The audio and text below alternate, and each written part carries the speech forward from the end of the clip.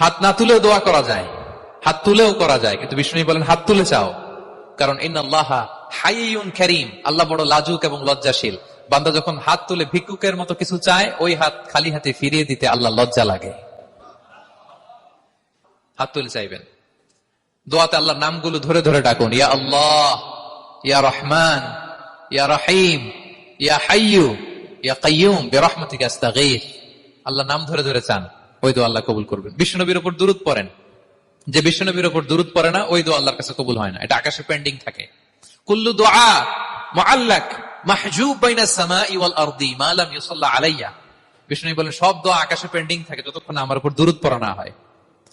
তা আপনি যে বলেন হুজুর আমার দোয়া কবুল হয় না, কেন হয় না বুঝছেন এবার? হ্যাঁ, নবীর উপর দুরূদ পড়েন নাই তো। আল্লাহুম্মা সাল্লি ওয়া সাল্লিম ওয়া বারিক আলাইহি।